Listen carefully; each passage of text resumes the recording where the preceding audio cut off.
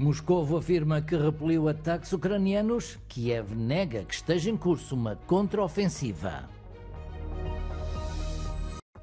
Volodymyr Zelensky não vai poder discursar na final do Festival da Eurovisão este sábado. O primeiro-ministro britânico Rishi Sunak mostrou-se desapontado com a decisão. A União Europeia poderá descongelar as relações com a Turquia se o governo saído das eleições for mais pró-europeu. Será que a contraofensiva ucraniana já começou?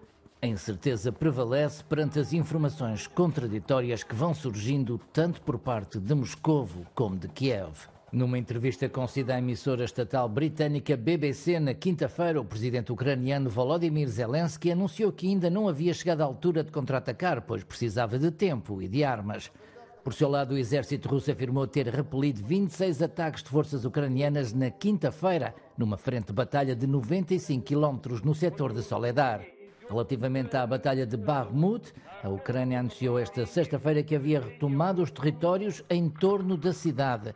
O chefe do grupo Wagner parece confirmar a informação, dizendo que as tropas regulares russas estavam a fugir, levando ao colapso das defesas. Neste contexto de grande incerteza, o presidente ucraniano é esperado sábado em Roma para se encontrar com dirigentes italianos e presumivelmente também com o Papa Francisco.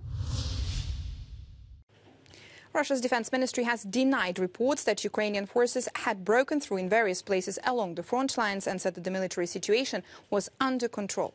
Now, on Thursday evening, Russian mill bloggers reported a deteriorating situation for Russian forces around Bakhmut, where a battle of attrition has been grinding on for months.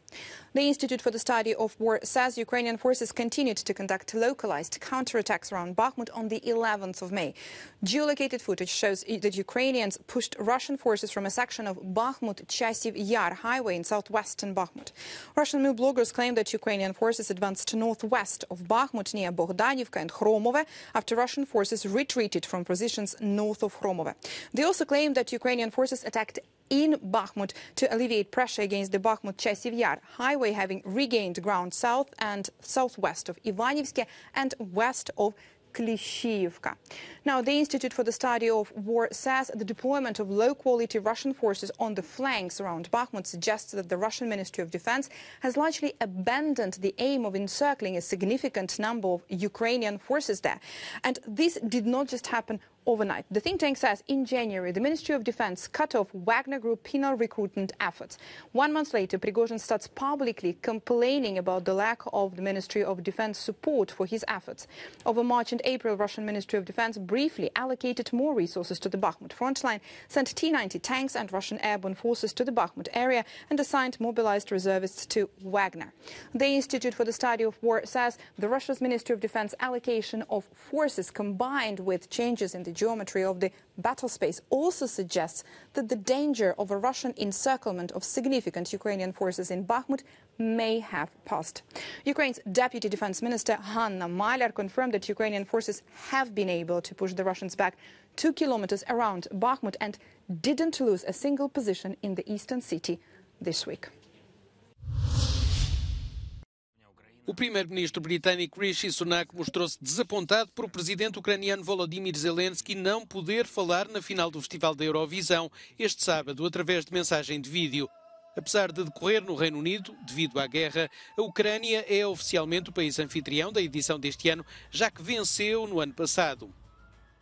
Num comunicado, a Downing Street diz que os valores pelos quais a Ucrânia está a lutar não são políticos, mas sim fundamentais, algo que a própria Eurovisão compreendeu ao suspender a Rússia no ano passado. Zelensky tinha pedido que fosse emitido um discurso durante a final, no qual o presidente ucraniano iria apelar à continuação do apoio internacional ao país em guerra com a Rússia, desde a invasão em larga escala ocorrida em fevereiro do ano passado. O pedido foi recusado pela organização do festival. A Eurovisão justifica a recusa, dizendo que não quer politizar o evento e o discurso iria contra as regras do festival. O Supremo Tribunal do Paquistão ordenou a libertação do antigo primeiro-ministro Imran Khan, na sequência da sua detenção por acusações de corrupção no início da semana. A decisão surge após o Supremo Tribunal ter decidido na quinta-feira que, considerando as circunstâncias em que ocorreu, a detenção de Khan era ilegal. A libertação do líder da oposição foi celebrada por apoiantes em todo o país, embora ainda se tenham registado alguns confrontos com a polícia, idênticos aos que foram desencadeados após a detenção. Khan foi libertado sob fiança por um período de 2 semanas, após as quais se espera que compareça novamente em tribunal para enfrentar acusações de corrupção. A popular figura da oposição foi detida pela polícia quando chegava ao Supremo Tribunal na terça-feira passada para uma audiência no processo em curso contra ele. O Supremo Tribunal decidiu que a polícia agiu ilegalmente. A escalada de violência no Médio Oriente que se vê nos céus tem uma fatura cada vez mais pesada em terra. Desde terça-feira, pelo menos 30 pessoas perderam a vida na faixa de Gaza. Do lado israelita, um homem morreu e 5 pessoas ficaram feridas após um foguete disparado do enclave palestiniano ter atingido um edifício habitacional na cidade de Rehovot. As baixas civis foram já lamentadas pelas Nações Unidas, que consideram estas mortes inaceitáveis. What we want to see is a halt to the fighting. We are concerned about deeply concerned and condemn all the civilian deaths that we're seeing, and it's important for all the parties involved to respect international law. Israel afirma ter matado 2 comandantes e pelo menos mais 9 membros das Brigadas Al-Quds, o braço armado da Jihad Islâmica Palestiniana. Apesar dos esforços do Egito para mediar um cessar-fogo, nenhuma das partes parece estar disponível para pôr termo ao mais violento conflito no território desde agosto. Após 20 anos no poder, como primeiro-ministro e presidente da Turquia, Recep Tayyip Erdogan parece estar em sério risco de ter de passar a liderança para a oposição nas eleições de 14 de maio. Uma frente unida de 6 partidos, com um único candidato, promete criar um sistema democrático mais pluralista.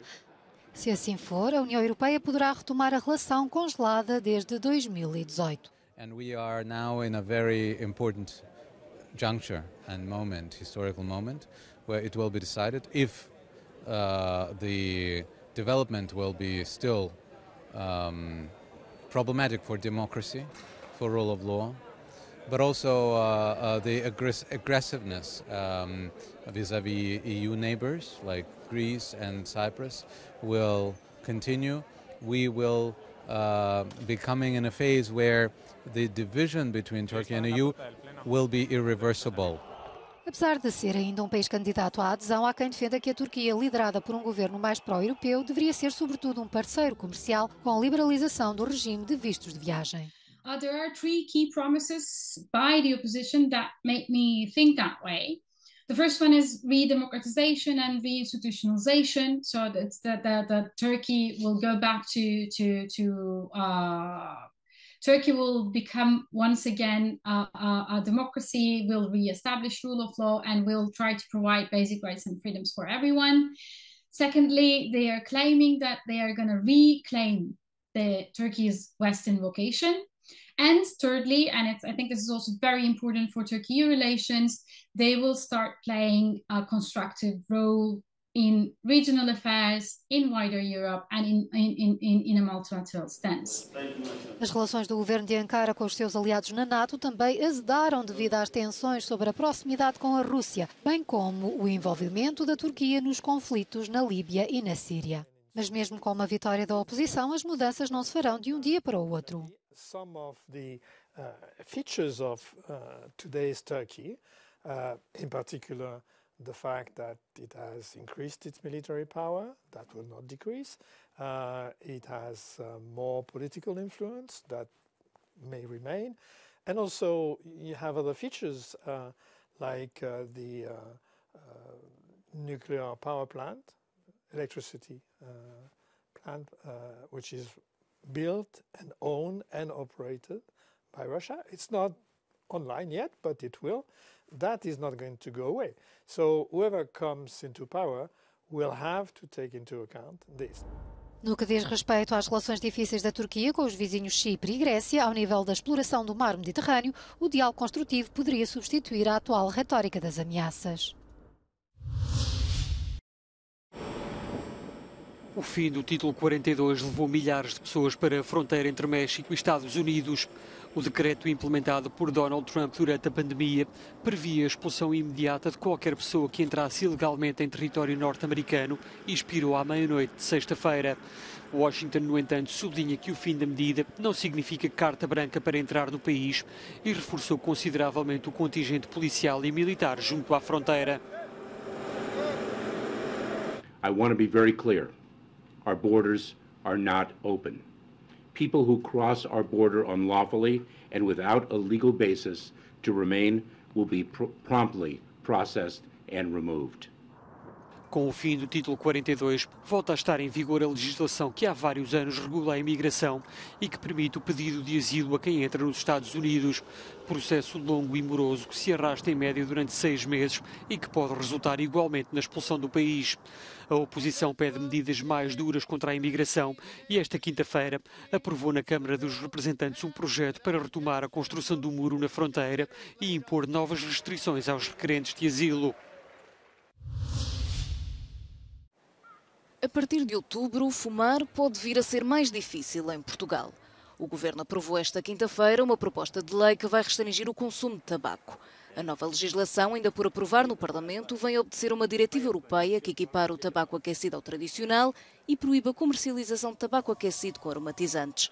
O Governo foi, no entanto, mais longe e até 2030 a venda em locais onde já não é possível fumar, como cafés, restaurantes e gasolineiras, passa a estar interdita. Fumar ao ar livre são em esplanadas completamente abertas.